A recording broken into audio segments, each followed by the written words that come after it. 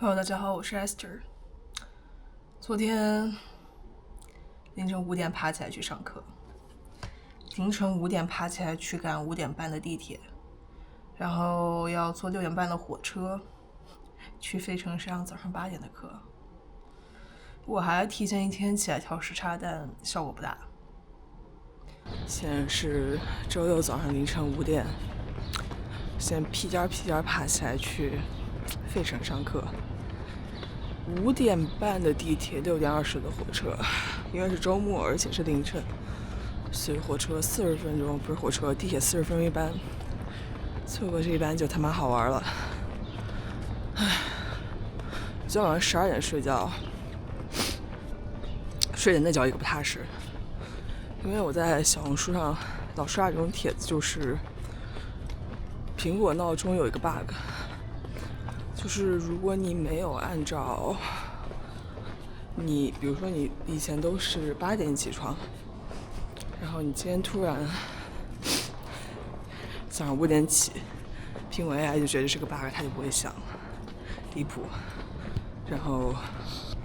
我就还挺害怕这种事情发生的，我就又设定了一个倒计时，然后睡到2点起来看一下几点了，睡到3点又起来看一下几点了，4点半最后又看了一眼，就这个睡眠质量可想而知。哇，然后先这样吧。然后坐在车上，其实我坐在车上的时候我没有说话，因为就车厢里很安静，我也不是很想说话。然后我就看看风景，听着 podcast， 我感觉还挺舒服的，就是精神紧张的一整晚，然后现在终于放松下来了，感觉高林在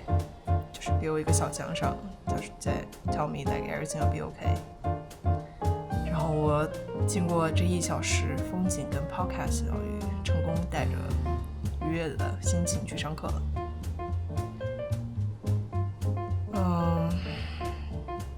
其实在车上的时候，我本来想说把阅读一个50页的阅读啊，我们老师提前了2天跟我们说，他说你们记得把这50页读一下。我怎么可能会老师去读那50页呢？我就根据就是它这一个 chapter 还是有很多小的分支嘛，小的主题，然后我就一个小主题一个小主题的把那个阅读的那一大段截图下来，让 ChatGPT 给我总结一下。然后有一些细致举例的地方我比较感兴趣，我会去大概读一下，但大部分还是让 ChatGPT 把那个总结梳理一下架构。然后我本来想说在车上的时候，我说要把这个架构把它理成思维导图，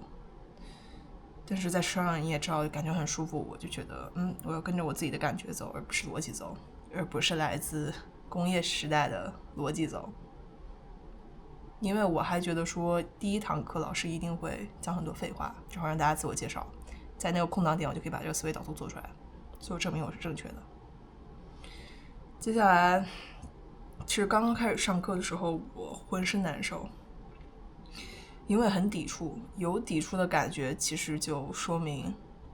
潜意识里我还是有受害者的心态在，因为我本不应该在这里的，但现在我又回到这里了，所以我就在尝试寻找说 OK what do I like about this place。 首先还有一点比较有趣的是，我不知道这节课为什么这么强调 presentation， 就是老师专门做了一个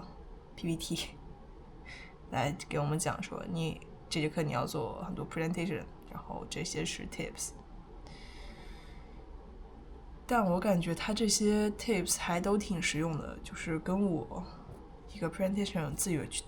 自以为做的还不错的人来说，我觉得他这些 tips 都挺中用的，就是也是我经验积累说这些是管用的。然后我突然就想到说，其实他很多这些 tips， 比如说你不要读 PPT 上不要写太多字，然后你在讲的时候你要多一些手势，多一些互动，多一些眼神交流，还有一些什么，然后 PPT 的美观呀，然后 PPT 的大概的内容时长啊，他都有要求。然后我就想到，然后他还说，就是如果老师对此表示不赞同的话，但你知道你是对的，你可以打断老师说 OK， 你这个你没我懂。但想到这一点，我就突然觉得这堂课比起我在国内高校上过的课来说，还是非常棒的。就这些 tips， 不仅是对我们这些要做 presentation 的学生来说，对于很多中国高校老师来说，都是他们根本就不会做到这些点。比如不准读 PPT， 我们真的是有老师就在那儿读 PPT 的，就他妈离谱。能看 PPT 还要你来干嘛？傻逼玩意儿！所以想到观察到这一点之后，我对这一堂课的抵触少了一些。然后我一在课堂上，我的 ADHD 就犯了。我不做点什么别的事情，这课我就听不下去。然后我就开始画画。老师在上面讲话，我就在下面画画。然后这堂课我就发现，这堂课另一个让我喜欢的地方就是，我在这下面画画，老师不会管我。OK， 这个时候我刚才在记笔记的时候，就是记我这些今天要讲这些 tips 时候，高林又出现了一个1点11分，他鼓励我，可能我这个心态是很对的。然后我就总结出了我喜欢这堂课的2个点。第一个是这堂课的教学质量肯定是比国内那些傻逼高校的教学质量还是要好很多，甚至比 School of Visual Art 比 SVA 都要强一点。SVA 真他妈垃圾。第二是我在课上画画，老师不会管我，这2点我很喜欢。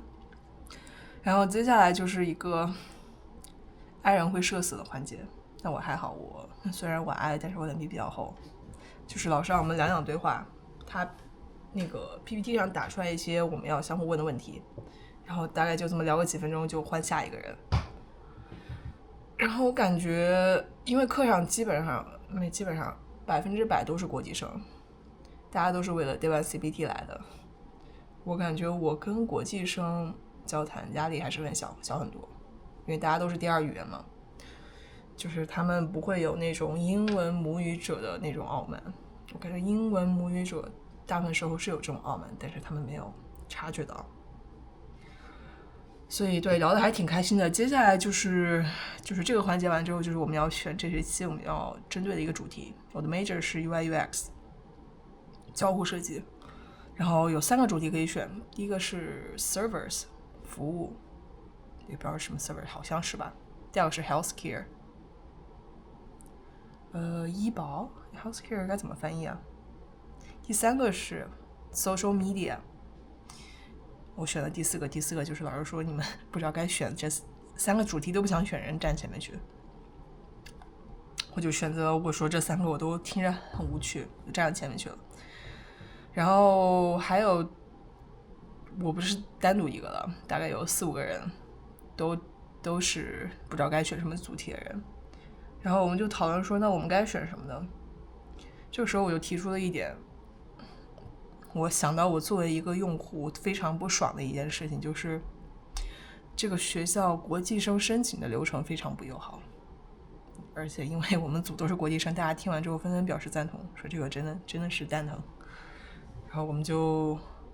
立刻决定说 OK， 我们就做这个主题。然后接下来敲定这个选题之后，我们就坐下来说 OK， 到底是哪些环节让我们感觉非常不爽。然后我们就开始说 OK， 这样环节让我们很不爽。我身边那个妹妹很好，身边那个妹妹非常好，就是我们在说的时候，她就默默的就把这些都记下来了。就我们也没有，我们说要有一个人记，但是我们谁都没有去记，她就默默在那边都记下来了。真的，她是个 saver， 因为我拼写很差，所以我不太愿意，我说没问题，但是我不太愿意把它们写下来。就是写的话，我还是挺依赖 ChatGPT 的。ChatGPT 是我的亲妈。然后记下来之后，我们就这节课的当堂的交的作业就是把你感觉你选一个主题，然后这些主题让你不爽，你作为一个用户不爽的地方，你把这些问题列下来。我们组是第一个完成这个作业的组，然后就早早下课回家了。总体来说，我觉得就是教学质量还是可以的，就是居然还可以，然后我觉得我昨天的表现还不错，还挺好的。我觉得一整个状态是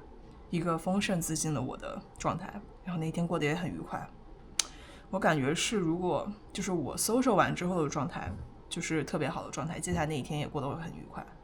感觉这是我在SVA 没有体验到，但是在 Mica 体验到会比较多的一个感受，因为